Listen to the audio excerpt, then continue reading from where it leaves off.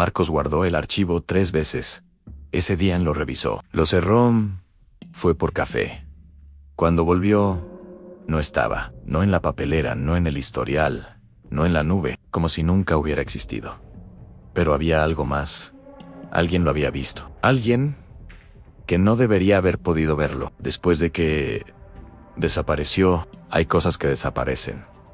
Y uno lo entiende. Una llave que cae entre los cojines del sillón. Un mensaje borrado sin querer. Un nombre que el tiempo borra con discreción. Eso tiene sentido. La mente pierde cosas. Los objetos se mueven. La memoria reorganiza sin pedir permiso. Todo eso es explicable, aunque moleste, pero hay otro tipo de desaparición que no funciona igual. Una en la que la cosa estuvo ahí, claramente ahí, visible y accesible y usada. Y después, sencillamente, no está. Sin rastro, sin carpeta de recuperación, sin historial que la mencione, sin ningún indicio de que alguna vez existió, excepto el hecho de que tú sabes, con una certeza que no puedes justificar del todo, que sí existió, que la viste, que la abriste, que trabajaste en ella. Esto es lo que le pasó a Marcos. Marcos tiene 34 años. Trabaja desde casa como diseñador gráfico independiente y lleva más de 10 años guardando archivos con un sistema que él mismo describe como obsesivo. Carpetas dentro de carpetas. Fechas en los nombres. Versiones numeradas. Copias de seguridad en 2 discos externos distintos. Nunca había perdido nada importante. O al menos eso creía. El archivo en cuestión era un proyecto de identidad visual para una empresa pequeña de arquitectura. Lo había empezado 3 semanas antes. Era un archivo de Adobe Illustrator, poco más de 80 megabytes, con capas organizadas, paleta de colores definida, tipografías instaladas. Marcos lo recordaba bien, porque había trabajado en él durante 2 sesiones largas, una de casi 5 horas, un martes por la noche, y otra, más breve, el jueves siguiente. Lo había guardado cada vez que hacía un cambio significativo. Lo había enviado como adjunto a un correo borrador.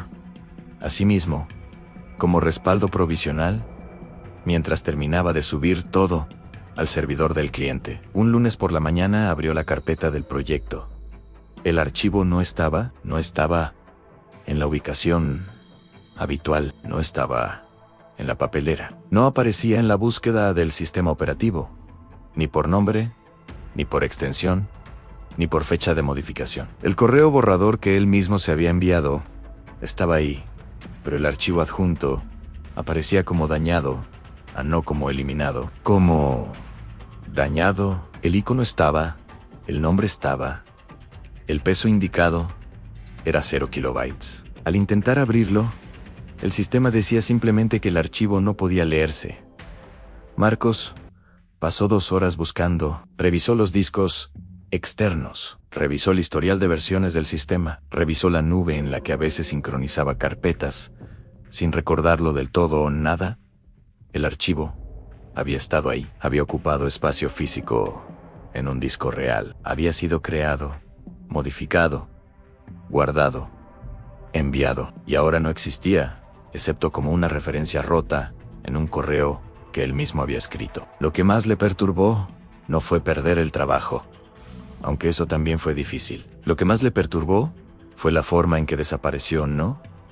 Gradualmente, no de manera que sugiriera un error comprensible. Simplemente dejó de estar ahí de la misma forma en que algo que nunca existió no está en ningún lado. Como si el sistema hubiera decidido, en algún momento entre el jueves y el lunes, que ese archivo no debería existir. Marcos rehizo el proyecto en 4 días, entregó a tiempo, no volvió a mencionar el episodio al cliente, en parte porque no había nada concreto que contar, y en parte porque cada vez que intentaba explicarlo en voz alta la historia, sonaba descuido propio a error humano, a algo que se puede racionalizar fácilmente si uno está dispuesto a hacerlo. Pero Marcos no estaba dispuesto a hacerlo, porque había algo más cuando terminó el proyecto rehecho y lo guardó. Notó que la carpeta tenía una fecha de creación incorrecta, no la fecha en que la había creado originalmente, ni la fecha en que la había recreado. Una fecha intermedia, una fecha que correspondía al miércoles, entre las dos sesiones de trabajo originales. Un miércoles en el que, según su propio registro de horas, no había abierto el proyecto en ningún momento. Buscó en el registro de actividad del sistema. Encontró entradas para casi todos los días de trabajo, incluyendo las 2 sesiones largas que recordaba. Pero el miércoles, la fecha de la carpeta, no tenía ninguna entrada relacionada con el proyecto. Ninguna apertura de archivo, ninguna escritura en disco, ningún proceso de Illustrator activo. En ese periodo, era como si la carpeta hubiera sido fechada en un momento que desde el punto de vista del sistema nunca ocurrió en relación con ese proyecto. Decidió no seguir buscando. Cerró el registro, guardó el nuevo archivo, hizo las copias de siempre, y durante unos días, la sensación de incomodidad se fue disipando. El trabajo estaba hecho, el cliente estaba satisfecho, la vida continuó. 3 semanas después, pasó algo diferente. Marcos estaba trabajando en otro proyecto cuando decidió revisar el historial de documentos recientes para encontrar un archivo de referencia que había usado meses atrás. En esa lista, entre otros archivos perfectamente reconocibles, había una entrada que no debería estar ahí. El nombre era el del archivo que había desaparecido. No una versión diferente, no un archivo con nombre similar, el nombre exacto, con la extensión correcta, con la fecha de última modificación que correspondía al jueves de la segunda sesión de trabajo. El último día en que Marcos recordaba haberlo tocado, pero cuando hizo clic en la entrada, el sistema respondió con un mensaje que nunca había visto formulado exactamente así. No decía que el archivo había sido eliminado, ni que la ruta no existía, ni que el archivo estaba dañado. Decía, en una línea simple y sin mayor contexto, que el archivo no estaba disponible en esta sesión. Marcos leyó esa frase varias veces. El detalle de la fecha podría explicarse de muchas maneras. Los sistemas operativos tienen comportamientos extraños con las marcas temporales. Las actualizaciones automáticas, las sincronizaciones en segundo plano, los procesos que se ejecutan sin que el usuario lo sepa. Todos ellos pueden modificar metadatos de formas que parecen ilógicas, pero tienen explicación técnica. Marcos lo sabía. Era diseñador, no programador, pero llevaba suficientes años trabajando con computadoras como para saber que los errores de sistema son frecuentes y raramente misteriosos. Aún así, algo en esa frase no lo dejaba ir. No estaba disponible en esta sesión, como si implicara que, en otra sesión, bajo otras condiciones, el archivo sí podría estar ahí. Hizo capturas de pantalla. Guardó el registro completo. Buscó en foros técnicos si alguien había visto ese mensaje antes. Encontró algunas menciones, pero ninguna con ese contexto exacto. Y las explicaciones variaban tanto entre sí que se cancelaban mutuamente. Escribió a soporte técnico del sistema operativo. La respuesta, 2 días después, fue un mensaje automático que le pedía que actualizara el sistema y reinstalara la aplicación asociada al archivo. Lo hizo en él. Mensaje no volvió a aparecer, el archivo tampoco.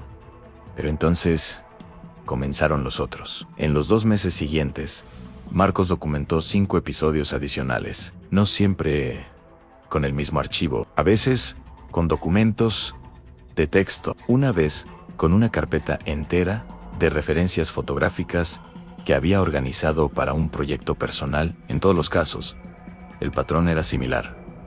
El archivo existía, era usado, era guardado correctamente, y en algún momento posterior, desaparecía sin dejar rastro lógico. En 3 de los 5 casos, quedaba algún tipo de referencia rota. Un acceso directo que apuntaba a una ruta vacía, una entrada en el historial que no llevaba a ningún lado, una miniatura en caché que mostraba el contenido del archivo pero no permitía acceder a él. Era como si el sistema recordara que los archivos habían existido, pero hubiera decidido, o algo hubiera decidido por él, que ya no debían existir de forma accesible. Marcos compró un disco duro nuevo, formateó el equipo, reinstall, todo desde cero.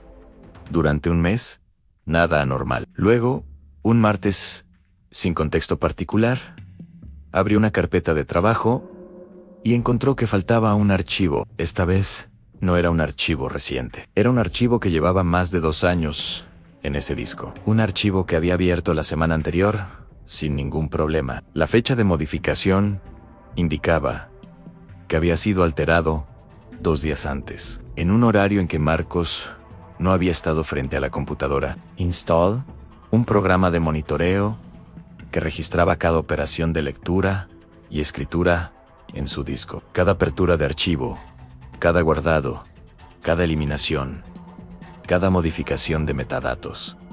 Dejó el programa corriendo durante semanas. Los registros eran extensos y técnicos, y en su mayor parte completamente ordinarios. Pero en 2 ocasiones encontró algo que no pudo explicar: entradas que indicaban operaciones de escritura sobre archivos específicos en horarios en que el equipo debería haber estado en suspensión. El equipo no estaba conectado a ninguna red en esos momentos, al menos no según los registros de red que también estaba monitoreando. Las operaciones no eran de gran escala, no eran el tipo de actividad que uno asociaría con un proceso malicioso activo. Eran pequeñas, una modificación de un byte aquí, una actualización de timestamp allá, como si algo estuviera haciendo ajustes menores, casi quirúrgicos, en archivos que de otra forma habrían permanecido intactos. Marcos compartió los registros con un conocido que trabaja en seguridad informática. El conocido los revisó durante varios días y luego le dijo algo que Marcos repite con exactitud cada vez que cuenta esta historia. Le dijo: los registros son reales, las operaciones ocurrieron, pero no hay ningún proceso identificable que las haya ejecutado. Es como si el sistema hubiera hecho esas cosas solo, como si el sistema hubiera hecho esas cosas solo. Esa frase tiene una explicación técnica posible, y el conocido de Marcos la ofreció. Hay procesos del sistema operativo que operan a nivel tan bajo que no son visibles para las herramientas de monitoreo convencionales. Procesos de firmware, rutinas de mantenimiento automático, funciones de integridad del sistema.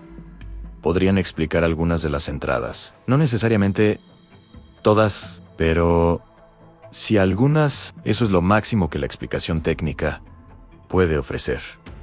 Algunas, no todas. Y eso es, precisamente, el tipo de grieta por la que se filtra algo que no tiene nombre técnico. Porque cuando la explicación cubre el 70% de los hechos y deja el 30% restante sin respuesta, uno puede elegir asumir que ese 30% también tiene explicación, solo que aún no la encontramos. O puede quedarse en ese 30% y preguntarse qué es exactamente lo que vive ahí. La mayoría de las personas deja de buscar antes de llegar a ese punto. Algunos no pueden hacerlo. Marcos dejó de usar ese equipo hace varios meses. No lo tiró. Lo tiene guardado, apagado, en un cajón. Dice que a veces piensa en encenderlo para revisar si los archivos siguen ausentes o si alguno regresó. Hasta ahora no lo ha hecho. Pero hay algo que mencionó casi al pasar, hacia el final de una de las conversaciones, en que contó todo esto, y que se quedó flotando de una manera difícil de ignorar. Dijo que el primer archivo que desapareció, el proyecto de identidad visual para la empresa de arquitectura, el que rehizo en 4 días y entregó a tiempo, ese archivo rehecho no era el mismo que el original. Eso es obvio.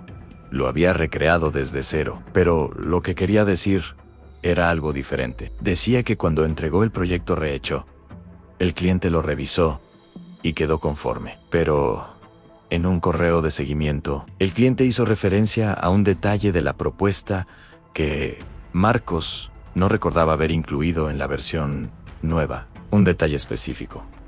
Una variante del logo con una tipografía distinta a la principal, que el cliente describía como su opción preferida.